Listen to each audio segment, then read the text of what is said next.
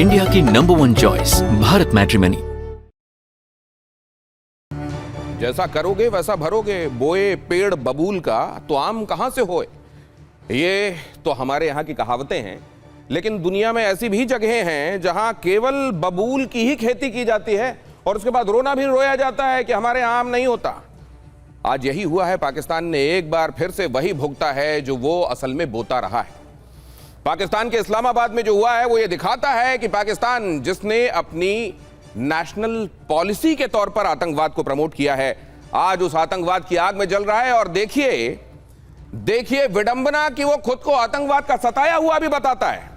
तुमने जिसकी खेती की वही तुम आज काट रहे हो, फिर रोना किस बात का। पाकिस्तान के इस्लामाबाद में बड़ा धमाका हुआ। देखिए आज की अड़ी की यह खबर, और उसके बाद इन तमाम केसेस को पर्सपेक्टिव में रखेंगे और समझेंगे कि हमारे बगल में बसा हुआ यह देश असल में पूरी दुनिया की जियोपॉलिटिक्स पर और हमारे सिक्योरिटी अपरेटस को लेकर किस तरीके से एक चैलेंज है। जुमे की नमाज के दौरान हुआ यह ब्लास्ट, यहां जो देख रहे हैं आप, ये एक शिया मस्जिद थी जहां पर ब्लास्ट हुआ। 69 लोगों के मारे जाने की ऑफिशियली अभी तक पुष्टि हो रही है। यह भी बताया जा रहा है कि 169 लोग इसमें घायल हुए हैं। 31 की मौत की खबर कुछ देर पहले आई थी, लेकिन अब से कुछ देर पहले ये हमारे सोर्सेस बता रहे हैं कि अब यह संख्या 69 तक पहुंच गई है। 31 से बढ़कर यह संख्या 69 पहुंच गई है और अंदेशा यह है कि मरने वालों का आंकड़ा और ज्यादा बढ़ेगा, क्योंकि गंभीर रूप से घायल लोगों की तादाद काफी ज्यादा है। 169 में 69 लोगों का मारा जाना, 169 का घायल होना, और ये सब लोग इबादत के लिए इकट्ठा हुए थे। यहां इबादत करते हुए लोगों को इसलिए मार डाला जाना क्योंकि वो शिया कम्युनिटी से थे। और ये लोग फिर ये कहते हैं, यहां जो आतंकवाद को पालने पोसने वाले लोग हैं, कि हम तो दीन की राह पर हैं, हमने कलमा पढ़ने वाले लोगों को लेकर एक अलग मुल्क बनाया। तो क्या ये तमाम लोग जिनको यहां मारा गया, एक तरीके से इनको जिबह कर दिया गया, क्या ये लोग कलमा पढ़ने वाले लोग नहीं थे? बहरहाल धमाके के बाद इस्लामाबाद में लगी इमरजेंसी, इस्लामाबाद में इमरजेंसी लगा दी गई है। धमाके के बाद कैसी अफरा तफरी और चीख पुकार की हालत थी वहां इन तस्वीरों में आपको दिखाई दे रहा है। यहां की आवाजें थोड़ी सी सुनाता हूं और दिखाता हूं तस्वीरें, फिर ले चलता हूं आगे आपको।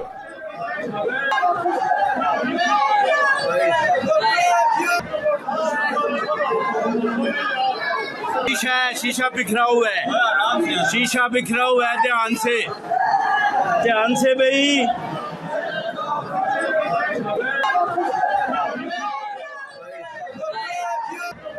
लोग ताकीद कर रहे हैं, शीशा बिखरा हुआ है, ध्यान से। वहां शीशे जिन खिड़कियों पर लगे हुए थे, जाहिर है इस भीषण धमाके के बाद वो खिड़की के शीशे, इन खिड़कियों के शीशे टूट गए। धमाके में लोग मारे गए और उसके बाद जाहिर है इन टूटे हुए शीशे के टुकड़ों ने भी स्प्लिंटर्स का काम किया। लोग इससे भी जख्मी हुए हैं और उसके बाद ये फर्श पर बिखर गया। लोगों को ये ताकीद की जा रही है कि यहां से घायलों को ले जाते वक्त या यहां से निकलते वक्त इस बात की एहतियात रखें, क्योंकि यहां पर शीशे के टुकड़े चारों तरफ बिखरे हुए हैं। कैसी चीख पुकार, कैसी एक तरीके से असहाय महसूस होने वाली स्थिति। और ये देखिए आप, वो लोग जो समझते हैं कि आतंकवाद ही उनका सेवियर है, आतंकवाद को प्रमोट करके ही वो अपना वजूद बनाए रख सकते हैं, वो लोग जो ये सोचते हैं वो कितना गलत सोचते हैं और आखिरकार उन सब का अंजाम क्या होता है। धीरे धीरे कैसे आतंकवाद का ये राक्षस उनको खाने लगता है, ये तस्वीरें उस बात की गवाह हैं। आपको याद होगा अभी 3 महीने भी नहीं हुए हैं, 3 महीने के भीतर ये दूसरा बड़ा धमाका है इस्लामाबाद में। इस्लामाबाद में डिस्ट्रिक्ट एंड सेशंस कोर्ट की इमारत के बाहर भीषण धमाका हुआ था। 1 दर्जन भर लोग उसमें मारे गए थे, 12 लोग उसमें मारे गए थे और बहुत सारे घायल हुए थे। और यहां देखिए एक बार फिर से इस्लामाबाद में जो हुआ है वो ये बता रहा है, इस्लामाबाद लगातार निशाने पर है और जाहिर है उन्हीं लोगों के निशाने पर है जो कट्टरता को अपना धर्म समझते हैं, आतंकवाद को अपना मजहब समझते हैं। धमाके की जो आवाज थी, अगली खबर देखिए, 5 किलोमीटर दूर तक सुनाई दी है। तो इससे आप अंदाजा लगा सकते हैं कितना इंटेंस धमाका था ये। इस ब्लास्ट की इंटेंसिटी कितनी रही होगी कि 5 किलोमीटर दूर तक इसकी आवाज सुनी गई है। ये एक फिदायीन हमला था और इसकी आवाज 5 किलोमीटर दूर तक सुनी गई है। सुसाइड बॉम्बर ने गेट पर खुद को उड़ा लिया। फिदायीन मेन हॉल तक पहुंचना चाहता था और मौका नहीं मिलने पर खुद को उसने गेट पर ही एक्सप्लोड कर लिया। वो मेन हॉल में पहुंचना चाहता था जहां सफ में खड़े होकर तमाम लोग आज नमाज के लिए इकट्ठे हुए थे और वो नमाज पढ़ने वाले थे एक जगह पर, एक हॉल में इकट्ठा होकर। वहां अंदर हॉल तक पहुंचना चाहता था यह आतंकवादी, लेकिन जब इसने देखा कि इसकी पहुंच शायद हॉल तक नहीं हो पाएगी, और जाहिर है इस तरीके का काम करने वाले लोग एक खास तरीके के डेस्परेशन में भी होते हैं और खास तरीके की एंग्जाइटी में भी होते हैं। आखिरकार उसने खुद को वहीं गेट के पास एक्सप्लोड कर लिया। अगर वो हॉल तक पहुंच जाने पाता तो ये जो आंकड़ा अभी आप देख रहे हैं 69 और 169 का, ये और ज्यादा बड़ा हो सकता था। ये जो इबादत गाह है ये असल में एक शिया इबादत गाह है। इमाम बारगाह खदीजतुल कुबरा इसका ये नाम है। ये एक इमाम बारगाह है जिसका नाम है खदीजतुल कुबरा। इसमें धमाका हुआ है। अगली खबर देखिए, शिया मस्जिद में अब भी रेस्क्यू ऑपरेशन चलाया जा रहा है। ये देखिए वहां की तस्वीरें, अब भी वहां पर रेस्क्यू ऑपरेशन चलाया जा रहा है। जुमे की नमाज के दौरान फिदाइन हमले हुए हैं। तरलाई इलाके में नाकेबंदी कर दी गई है। मस्जिद के चारों तरफ स्पेशल फोर्सेस मौजूद हैं।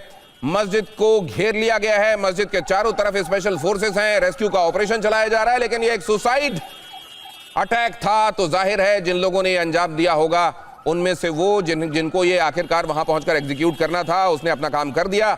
अब जाहिर है लकीर पीटने जैसा है, क्योंकि सुसाइड बॉम्बर्स जब भी इस तरीके का हमला अंजाम देते हैं उनके दिमाग में ये बहुत क्लियर होता है कि उनमें से कौन से लोग इसको बाहर रहकर इसको एक तरीके से सुपरवाइज कर रहे होंगे, और वो कौन से लोग होंगे जिनको खुद फिजिकली जाकर इसको एग्जीक्यूट करना है। तो वो सुसाइड बॉम्बर जिसने खुद को जाकर गेट के पास उड़ा लिया। अब यहां पर रेस्क्यू ऑपरेशन चल रहा है और साथ में स्पेशल फोर्सेस ने इस जगह को घेरा हुआ है, कॉर्डन ऑफ कर दिया गया है। कुछ एक इलाके ऐसे हैं जहां नाकेबंदी करके सर्चिंग और फ्रिस्किंग चलाई जा रही है। तीनों तस्वीरें आपके सामने, ये तीनों तस्वीरें आपको ये बताने के लिए काफी कि आज क्या हुआ है। यहां पर पाकिस्तान के इस्लामाबाद में ये बड़ा धमाका हुआ है। धमाके की आवाज 5 किलोमीटर दूर तक सुनाई दी है। यहां शिया मस्जिद में रेस्क्यू ऑपरेशन चलाया जा रहा है। ये अब तक, अब ये जो 31 आप देख रहे हैं, असल में इसको अब ये 69 पढ़िए, क्योंकि कुछ देर पहले आंकड़ा 31 का बताया जा रहा था। अब ये 69 का आंकड़ा हो चुका है। 169 लोग इसमें जख्मी हैं और हॉल तक पहुंचने की कोशिश कर रहा था ये सुसाइड बॉम्बर, लेकिन जब उसमें वो कामयाब नहीं हुआ तो गेट पर ही उसने खुद को एक्सप्लोड कर लिया। मस्जिद के चारों तरफ अब घेराबंदी है। स्पेशल फोर्सेस की मौजूदगी है। यहां पर रेस्क्यू ऑपरेशन चलाया जा रहा है। अस्पतालों में लोगों को पहुंचाया जा रहा है। 169 लोगों को अस्पताल में दाखिल कराया गया है। इनमें से ज्यादातर लोगों को शदीद चोटें आई हैं, गंभीर चोटें आई हैं, और इसलिए ये लग रहा है कि आंकड़ा और ज्यादा बढ़ सकता है। अब ये जो धमाका है, जैसा मैंने आपको बताया, पिछले 3 महीने के अंदर अंदर ये दूसरा बड़ा धमाका है जो इस्लामाबाद में अंजाम दिया गया है। इसके पहले 11 नवंबर को डिस्ट्रिक्ट एंड सेशंस कोर्ट के सामने, उसकी जो इमारत है उसके सामने इस तरह का हमला हुआ था और उसमें 12 लोग हलाक हुए थे, 12 लोग मारे गए थे। आज जब यह हमला हुआ है तो 69 लोग अभी तक मारे गए हैं, 169 लोग जख्मी हैं। ये जुमे का दिन था। ये एक इबादत गाह है, ये शिया इबादत गाह है जहां ये सुसाइड बॉम्बर पहुंचा और उसने खुद को एक्सप्लोड कर लिया। 69 और 169 का आंकड़ा अभी जो आ रहा है, हम आगे आपको अपडेट करते रहेंगे। ये समझने की कोशिश करते हैं कि ये असल में कौन करा रहा है, उसका मोटिव क्या है, उसको क्या हासिल होने वाला है, और क्यों वहां का जो अभी रूलिंग डिस्पेंसेशन है वो ऐसा असहाय दिखाई दे रहा है। कहीं ऐसा तो नहीं है कि डिस्पेंसेशन ही ये करा रहा है। हाँ, इस बात को सिरे से खारिज नहीं किया जा सकता। क्यों नहीं किया जा सकता? आइए जरा मैं कुछ एक चीजें आपके सामने रखता हूं। ब्लास्ट के पीछे मुनीर का हाथ, ऐसा सोचने वाले बहुत सारे लोग हैं। क्या खुद असीम मुनीर यह काम करा रहा है? क्या असीम मुनीर को यह लगने लगा है कि अब उसकी सत्ता उतनी मजबूत नहीं है? खुद को कॉन्स्टिट्यूशनली उसने ताकतवर बना लिया है, लेकिन लोगों की निगाहों में उसका ओहदा, रुतबा, कहते हैं कि निगाहों से गिर जाने के बाद आदमी उठता नहीं है। क्या इस बात का डर असीम मुनीर को लगने लगा है और इसीलिए वो ये सब करा रहा है ताकि इस केओस के बीच में उसकी कुर्सी कायम रहे? ब्लास्ट के पीछे मुनीर का हाथ, फॉल्स फ्लैग ऑपरेशन तो नहीं है ये। कहीं ऐसा तो नहीं है ये बताने के लिए कि देखिए हम खुद आतंकवाद के सताए हुए हैं, ये काम खुद मुनीर ने कराया हुआ हो। जब भी किसी विवाद में वहां की सरकार फंसती है उसी वक्त ये धमाके, इस तरह के धमाके क्यों होते हैं? क्या जानबूझकर ये धमाके कराए जाते हैं? वहां 2 चीजों का पैटर्न आप देखिएगा। जब भी असीम मुनीर किसी चीज को लेकर परेशानी में होते हैं, जब भी उनकी कुर्सी कमजोर होती हुई लगती है, या तो एंटी इंडिया ऑपरेशंस के लिए षड्यंत्र तेज हो जाते हैं, या अपने ही घर में कई जगहों पर धमाके कराकर उसको कहीं ना कहीं उसका लिंकेज ये जोड़ने की कोशिश की जाती है कि देखिए साहब, ये जो है हम आतंकवाद के खुद सताए हुए हैं। और बलूचिस्तान और टीटीपी के मामले में तो ये तक कहने से गुरेज नहीं करते कि इसके पीछे हिंदुस्तान का हाथ है। अब जरा आगे चले आइए, पाकिस्तान को भी आतंक से पीड़ित दिखाने की कोशिश इसके पीछे। आपने पूरी जिंदगी कोयले की दलाली की है और अब आप हाथ काले होने का रोना भी रोना चाहते हैं। आपने हमेशा बबूल बोया है और अब इस बात का रोना भी है कि आपको आम की फसल क्यों नहीं मिलती। खुद को आतंक से पीड़ित दिखाने की कोशिश पाकिस्तान कर रहा है। क्या कट्टरपंथियों को खुश करने की रणनीति है क्या ये? क्या कट्टरपंथी, आप जानते हैं कि ये कहने के लिए तो दीन के नाम पर बनाया गया मुल्क, कलमे पर जिसकी बुनियाद पड़ी। आपने सुना होगा असीम मुनीर को कई बार ये बात कहते हुए। लेकिन यहीं पर अहमदिया को मुसलमान नहीं माना जाता, यहीं पर शिया को मुसलमान नहीं माना जाता। और तो और वो लोग जो उस समय इनके साथ सॉलिडेरिटी दिखाकर हिंदुस्तान की सरजमीन को छोड़कर पाकिस्तान गए, उनके साथ लगातार भेदभाव किया गया। और बाकी को तो छोड़ ही दीजिए कि क्रिश्चियनिटी को वो कैसे मानते हैं वहां पर, वो किस तरीके से हिंदुओं को देखते हैं, वहां किसी भी दूसरे धर्म को मानने वाले को कैसे देखते हैं, बताने की आवश्यकता नहीं। लेकिन अगर ऐसा है तो कम से कम अपने ही धर्म के मानने वालों के तरफ तो आप कंसिडरेट हो जाइए। ये देखिए जरा, मुल्ला मिलिट्री गठबंधन को दोबारा जिंदा करने की कोशिश के तहत भी ये सब किया गया हो सकता है, ऐसा भी जानकार मानते हैं। इस्लामाबाद धमाके का कोई कनेक्शन इस सब से तो नहीं है, ये भी सोचा जा रहा है। इधर गृह युद्ध चल रहा है, आप जानते हैं किस तरीके से केपीके में, खैबर पख्तूनवा में टीटीपी और बलूच लड़ाके बलूचिस्तान में किस तरीके से परेशानी बने हुए हैं वहां के रूलिंग डिस्पेंसेशन के लिए। रणनीति ये हो सकती है कि ऐसे हालात बनाए जाएं कि इमरजेंसी लग जाए। इमरजेंसी लग जाए तो ज्यादातर चीजें फिर फौरन फौज के हाथ में आती हैं। और यहां वही परिणाम भी दिखाई दिया। परिणाम आखिरकार वही हुआ जो ये लोग चाह रहे थे। इस्लामाबाद में इमरजेंसी जैसे हालात हैं, तमाम जगहों पर सेना और स्पेशल फोर्सेस ने सब जगह को कॉर्डन ऑफ कर लिया है। हमारे साथ जुड़ने वाले खास मेहमानों के साथ हम चर्चा करेंगे। प्रोफेसर अमिताभ सिंह हमारे साथ आज की इस चर्चा में हमारे साथ हैं। एयर कमोडोर अशमिंदर सिंह बहल भी हमारे साथ हैं। हमारे साथ जुड़ रही हैं आरजू काजमी भी पाकिस्तान से, वो भी मशहूर मारूफ पत्रकार वहां की। अजीम बट भी वहां के बड़े पत्रकार हैं पाकिस्तान के, और हमारे साथ आज की इस चर्चा में शामिल हो रहे हैं। आप सभी का स्वागत करता हूं। सबसे पहले तो ये कि 69 और 169 के बारे में पता चल रहा है। अजीम, कोई और इंफॉर्मेशन इस तरफ से ऐसी जो आप समझते हैं कि पता होनी चाहिए लोगों को? देखिए जी, बहुत शुक्रिया दिनेश। देखिए, जहां तक तो डिटेल की बात है तो वो बिल्कुल अब तक जो सोर्सेज कंफर्म कर रहे हैं 31 के करीब 31 जो है वो अब तक जो है वो जान से जा चुके हैं, शहीद हो चुके हैं। और 169 जो है वो ऑफिशियल नंबर है जो मुख्तलिफ अस्पतालों से जो है वो कलेक्ट किया गया है। तमाम जो इस्लामाबाद के हॉस्पिटल्स हैं अब तक जहाँ जिन भी अस्पतालों के अंदर जितने भी जख्मी जो है वो लाए गए हैं उनकी टोटल तादाद जो है वो 169 के करीब है। और उसके अंदर से ये बात आपकी दुरुस्त थी जो शुरू में आप कर रहे थे कि काफी सीरियस लोग भी अभी मौजूद हैं जो 169 जख्मी है। मतलब ऑफिशियली अभी 31 और 100, लेकिन अभी तक ऑफिशियली 31 और 169 का ही आंकड़ा बताया जा रहा है।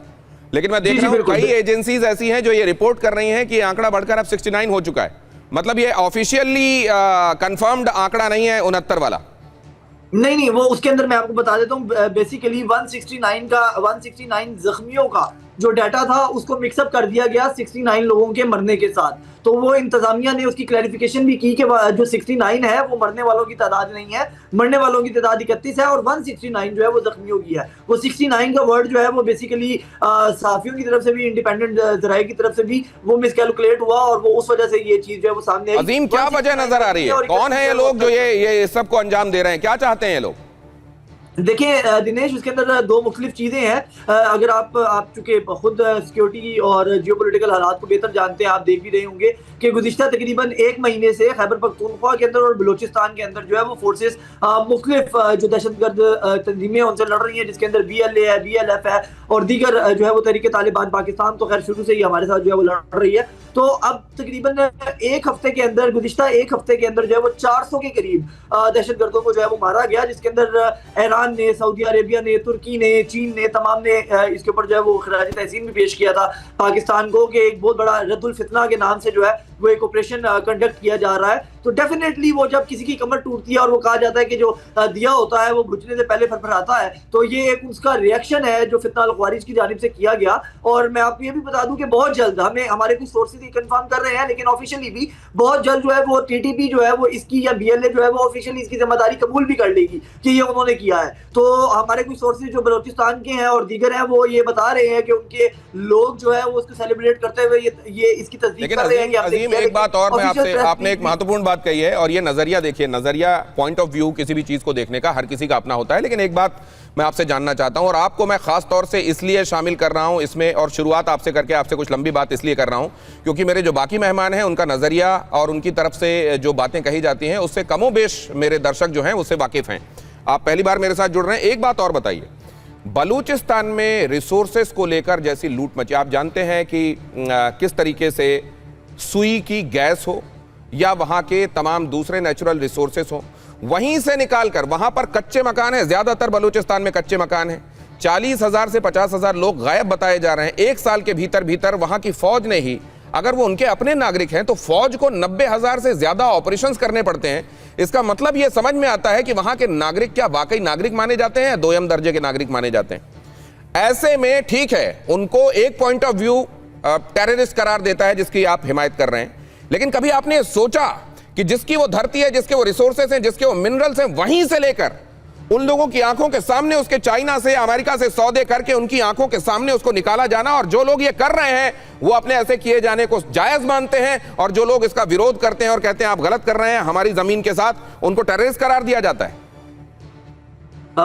देखिए दिनेश, आपने बड़ा एक बेहतरीन तरीके से और बड़े एक अच्छे अंदाज में चूंकि सवाल उठाया है, तो मुझे बड़ी खुशी है और मैं इसका अपने हिसाब से बड़ा अच्छा फैक्चुअल जवाब देने की कोशिश करूंगा। देखें, जो आपने वहां के अवाम की एहसास महरूमी की बात की है, उसके अंदर आपका और मेरा कोई इख्तलाफ नहीं है। ये बात दुरुस्त है कि वहां के अवाम में एक बड़ी तादाद ऐसी है जिसके अंदर एहसास महरूमी पाई जाती है कि यहाँ के रिसोर्सेज है, यहाँ की चीजें हैं, यहाँ इंफ्रास्ट्रक्चर नहीं है, यहाँ तालीम नहीं है, यहाँ फलां चीज नहीं है। और ये कोई आज की बात नहीं है, ये गुज़िश्ता 78 साल से जो है वो उनके खदशात जो है वो चलते हुए आ रहे हैं। इसमें मेरा और आपका कोई इख्तलाफ नहीं है, लेकिन उसकी वजह क्या है उसके ऊपर मेरा और आपका इख्तलाफ होगा डेफिनेटली। लेकिन जो है वो चूंकि हम फैक्चुअल बात करेंगे, हर किसी की अपनी राय है, तो मैं उसकी वजह बता देता हूं कि 78 साल के अंदर बलूचिस्तान के अंदर हमेशा पाकिस्तान की स्टेट ने वहां के जो सरदार हैं, जो उस तमाम के, क्योंकि वहां पर आज भी कबायली सिस्टम चलता है, वहां पर आज भी जो है वो उस तरीके से मुख्तलिफ कबाइल जो है वो उनके अपने अपने सरदार हैं, और वो उनकी अतात कह लें, बैत कह लें, या वो किसी भी अंदाज में आप कह लीजिए कि वो सिस्टम वहां पे मौजूद है।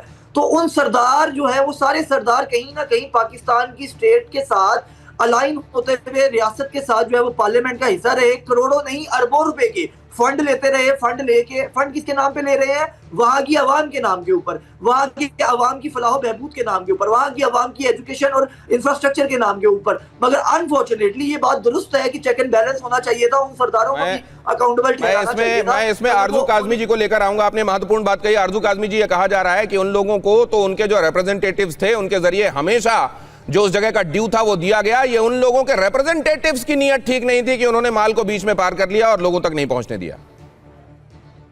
देखिए, अगर यही बात की जाए तो ये बात तो मेरे ख्याल है पाकिस्तान के हर प्रोविंस के ऊपर लगती है या लागू होती है।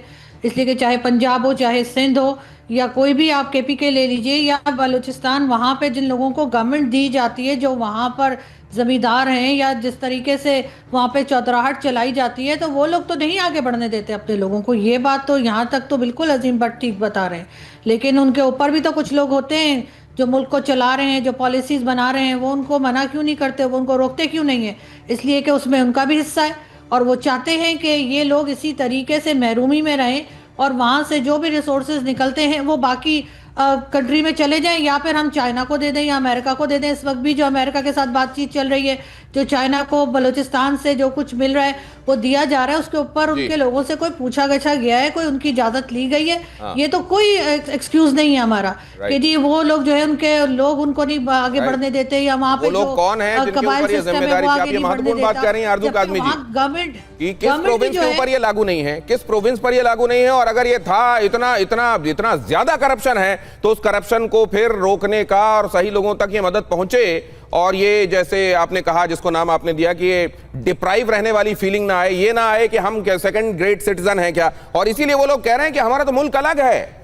आइए अब आपको बताता हूं, क्या वाकई बलूचिस्तान या TTP से जुड़े हुए लोगों का हाथ है क्या? जैसा अजीम भट्ट बता रहे हैं कि कुछ ही देर में आप देखिएगा कि वहां से कुछ लोग जिम्मेदारी लेते हुए भी दिखाई देंगे। अगली खबर देखिए, बलूचिस्तान में पाकिस्तानी सेना की बर्बरता।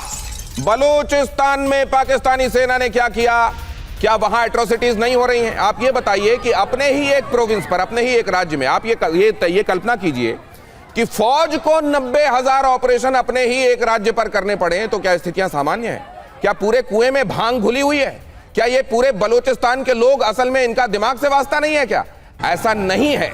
असल में आपने उनके साथ वो नहीं किया जो उनके साथ किया जाना चाहिए। पहले तो जबरन हड़पा उस देश को, उसको क्या कहा जाता है कि इंस्ट्रूमेंट ऑफ एक्सेशन, उसमें जो साइन कराए गए जिन्ना की तरफ से साइन, जिस डेट के उस डेट के साइन, उस समय के जो बलूचिस्तान के राजा थे उस डेट के साइन नहीं है। 14 साल नजरबंद करने के बाद उनको उनसे जबरन साइन कराए गए थे और उनको नजरबंद कर दिया गया था।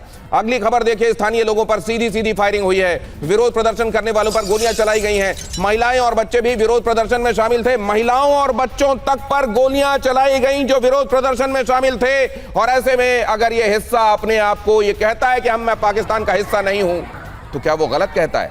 महिलाओं और बच्चों पर भी गोलियां चला देना। ये देखिए जरा इन तस्वीरों को देखिए, इसमें जो विद्रोह करने वाले लोग हैं, विरोध करने वाले लोग हैं, उनके हाथ में कहीं कुछ ऐसा नजर आ रहा है क्या जिससे इतना ज्यादा आपको एप्रीहेंशन हो जाए कि आपको लगे कि बल प्रयोग का अब एक ही तरीका है, गोली चलानी पड़ेगी, उसके अलावा और कोई तरीका नहीं है। मेरे साथ जो दूसरे दो मेहमान जुड़े हुए हैं उनका रुख बस इसके फौरन बात करने वाला हूं। अगली खबर भी आपको दिखा देता हूं। बलूचिस्तान में BLA का नॉन स्टॉप अटैक जारी है। बलोच लिबरेशन आर्मी नुश्की में जुडिशियल कॉम्प्लेक्स पर हमला हुआ है। इमारत में छिपे पाकिस्तानी सैनिक टारगेट किए गए हैं।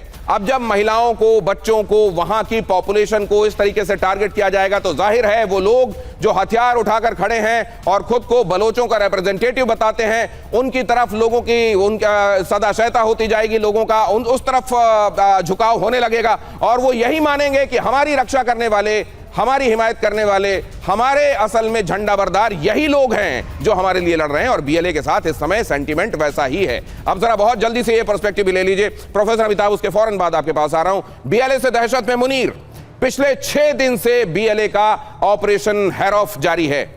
जनवरी के आखिर से, सैटरडे से इनफैक्ट ये शुरू हुआ और आज आप जब फ्राइडे पर, कल 1 हफ्ता हो जाएगा, ये लगातार चल रहा है। पाकिस्तान का दावा 216 बलोच लड़ाके हमने मार दिए हैं, ये पाकिस्तान की तरफ से दावा किया जा रहा है। यहां पर BLA का दावा है कि 18 लड़ाके हमारे मारे गए जरूर हैं, लेकिन हमने इतना बड़ा नुकसान इन्फ्लिक्ट किया है पाकिस्तान के डिस्पेंसेशन पर, वहां की आर्मी को, कि इसको याद रखेंगे वो लोग। पाकिस्तान का दावा 22 सुरक्षा कर्मी मारे गए हैं। पाकिस्तान कह रहा है, पाकिस्तान की तरफ से कहा जा रहा है कि हमारे केवल 22 सुरक्षा कर्मी मारे गए हैं, जबकि BLA कह रहा है 310 तो हम गिन रहे हैं जिनकी बॉडीज मिली हैं। उसके अलावा और कहां हमने धमाके किए हैं, कई जगहों पर जाकर हम खुद इन पर्सन तो हमने बॉडीज गिनी नहीं है। इसमें आम नागरिक भी इस क्रॉस फायर में मारे गए हैं। 36 लोग, आम लोग मारे गए हैं, ऐसा बताया जा रहा है। बलूचिस्तान के 14 से ज्यादा शहरों पर एक साथ हमला हुआ और इन शहरों के 36 से ज्यादा जगहों को निशाना बनाया गया। नुश्की पर 3 दिन तक BLA का अकेला कब्जा रहा। अब कहा जा रहा है कि एक बार फिर से फोर्सेस वहां पर पहुंची हैं, उनको रीइंफोर्स किया गया है पाकिस्तान की फोर्सेस को। पाकिस्तान का रेल संपर्क इस जगह से 5 दिनों तक कटा रहा। पहली बार महिला लड़ाकों का इस्तेमाल भी इसमें किया जा रहा है।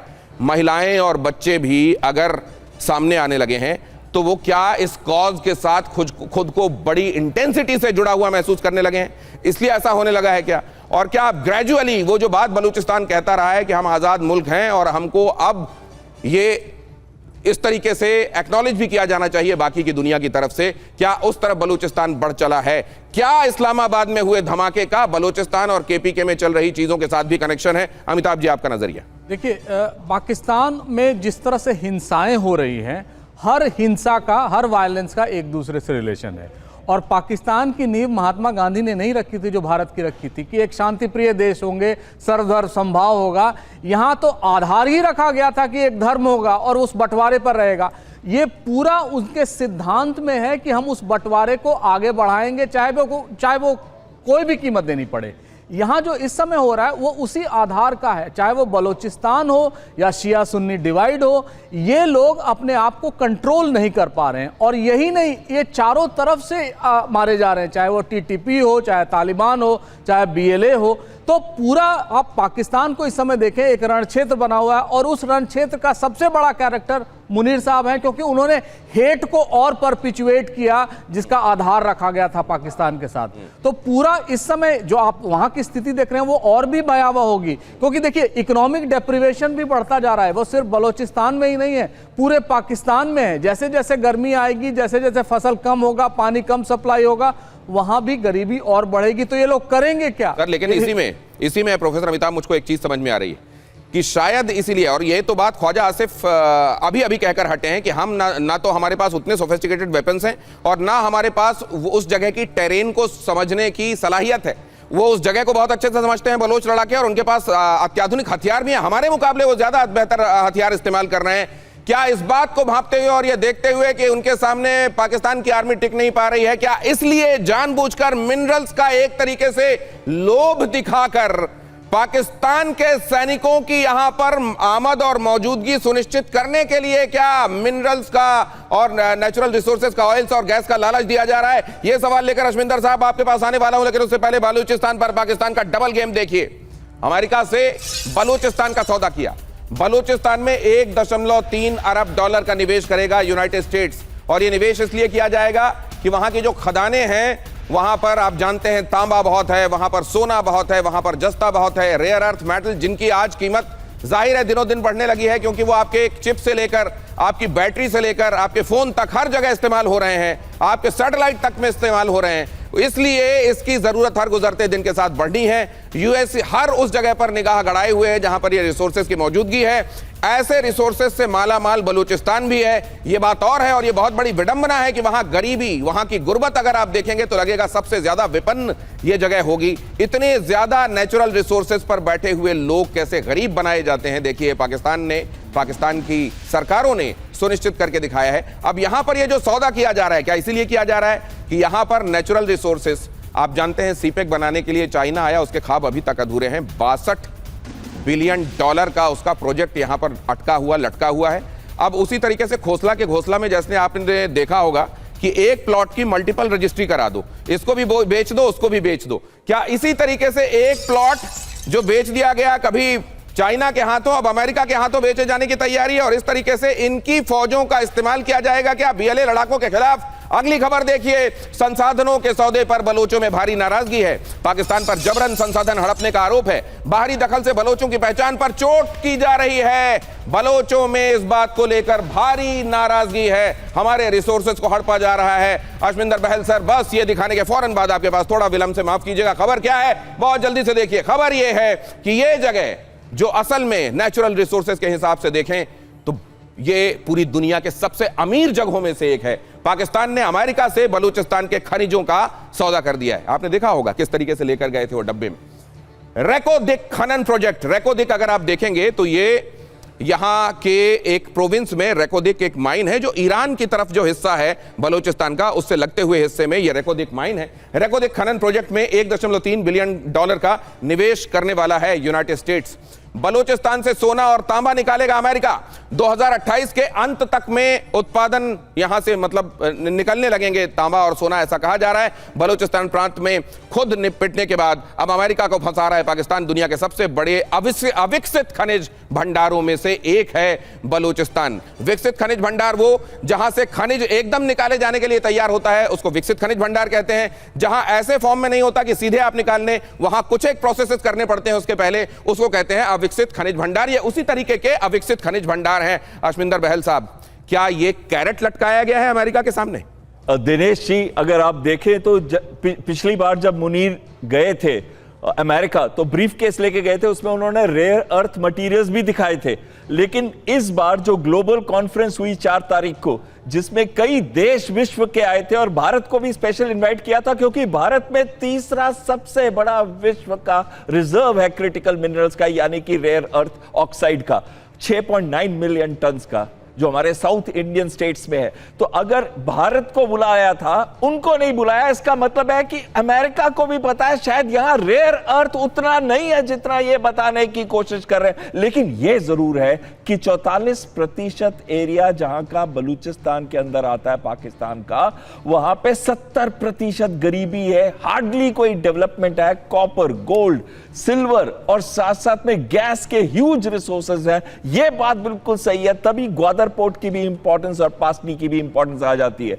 तो ये बात जरूर है कि वहां पे रिसोर्सेज है, लेकिन ये बात भी जरूर है कि वहां पे डेवलपमेंट लीस्ट है, लोगों के ऊपर कहर अत्याचार बसाया जा रहा है, लोग आजादी चाहते हैं। और अगर 6% हम खैबर पख्तूनवा का एरिया लगा ले, आधा पाकिस्तान आज आजादी मांग रहा है मुनीर से। तो मेरा अपना ख्याल है कि बलूचों ने यह हमला नहीं किया। क्यों नहीं किया?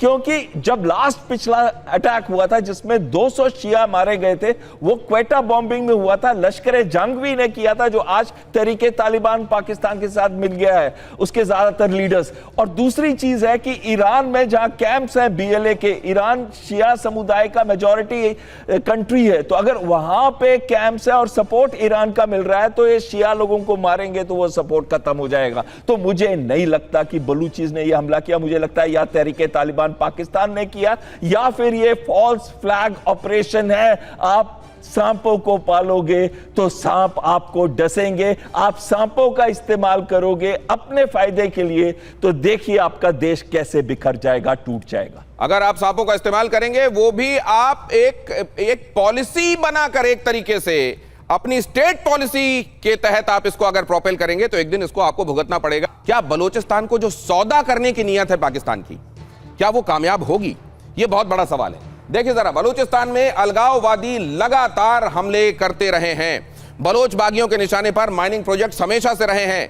विदेशों में प्रोसेसिंग के लिए कराची तक सोना तांबा पहुंचाना होगा और इसके लिए रेलवे लाइन को भी अपग्रेड करना होगा। ग्राउंड पर सच्चाई यह है कि बीएलए ने लगातार ट्रेनों को भी निशाना बनाया है। और जैसा मैंने बताया, यहां की माइंस, खासतौर से रेकोदिक चगाई प्रांत में ये जो माइन है, मैं तो आपको बता ही रहा हूं कि ये यहां पर अभी ओर्स के तौर पर यहां मिनरल बिखरे हुए हैं, लेकिन उनको निकालना बड़े अविकसित फॉर्म में है। वो इसके लिए बड़ी प्रोसेसिंग की जरूरत होगी, प्रोसेसिंग के लिए दूसरी जगहों पर ले जाना होगा और इसको ले जाने के लिए ट्रांसपोर्टेशन की जरूरत होगी। क्या यहां पर अलगाववादी और ये बलोच लड़ाके जो हैं, इसको मुमकिन होने देंगे? क्या पिछले 2 साल में बीएलए ने 12 बार रेलवे ट्रैक पर और ट्रेनों पर हमले किए हैं? ऐसे में चाहे वो चाइना हो, उसको सीपेक का सपना दिखाया जाए, या फिर अमेरिका हो, उससे कहा जाए कि आप यहाँ के मैटर्स ले लीजिए। ये देखिए एक सेकंड, मैं आगे बढ़ने से पहले जरा कुछ दिखा देना चाहता हूं, इसको प्ले करना बहुत जरूरी है। देखिए वहां के लोग क्या किस तरीके की भावनाएं रखते हैं बलूचिस्तान के नेचुरल रिसोर्सेस को अमेरिका के साथ सौदा किए जाने को लेकर। उनका क्या कहना है, देखिए। अजीम भट्ट, आप ये रिएक्शन सुन रहे होंगे। देखिए, बात ये है कि आपने जिन लोगों की ये क्लिप्स चलाई हैं या जिन लोगों की ये बातें चलाई हैं, इनके अंदर से ज़रा ये देख लीजिए कि मौजूदा टाइम के अंदर कौन कहाँ पर मौजूद है। आधे से ज़्यादा जो है, जो इस तरह की तहरीकें चला रहे हैं, वो या तो टोरंटो में बैठे हुए हैं या कनाडा में बैठे हुए हैं, और उनकी स्टेटमेंट को हम बलोचों के साथ जोड़ लें तो ये बड़ा नामुनासिब सा तर्ज अमल होगा। फिर दूसरी बात ये है कि देखें, इस तरीके की जो आप कह लें कि किसी भी मुल्क के अंदर मुख्तलिफ मसाइल पाए जाते हैं, ये ब्लेम गेम है। मिसाल के तौर पे मैं अगर आपको हिंदुस्तान के अंदर की 4 चीजें गिनवा दूं, मैं कहूंगी जी नागालैंड है, असम है, तमिलनाडु है। उसमें बहुत बड़ा फर्क है, मैं बता देता हूं। ये कई बार ये चॉक एंड चीज के कंपैरिजन की कोशिश की जाती है। मैं आपको थोड़ा सा ज्ञानवर्धन करता हूं, शायद आप मुझसे उसके बाद सहमत हो जाएंगे। यहां पर ये जो अलगाववादी आंदोलन है ना सर, ये अपने मुल्क को वापस चाहता है। वहां के लोग, जैसे कई बार आप लोग नक्सलियों का भी नाम ले लेते हैं, ये असल में एक जगह पर, एक क्षेत्र में, क्षेत्र विशेष के लिए वहां के लोगों की बातें हैं। अलग देश लेकर वो कहीं नहीं जाना चाहते हैं। यहां पर जो आप देख रहे हैं, और हर एक बात, वहां जो बलोच रह रहे हैं वो आपकी निगाहों में वो लोग हैं जो असल में वहां के छोटे छोटे ट्राइब्स हैं, उनके सरदार हैं, वहां के लोगों के साथ जायज नहीं होने दे रहे हैं। ये लोग जो बेचारे वहां से भगा दिए गए, बाहर जाकर भी अपनी बलूचिस्तान की लड़ाई लड़ रहे हैं, आपके हिसाब से वो वहां बैठे हुए नहीं, इसलिए इनका क्या स्टेक है इसमें? तो ये तो नाजायज है ना। यही तो उनको महसूस कराता है कि हम 2 दर्जे के बना दिए गए।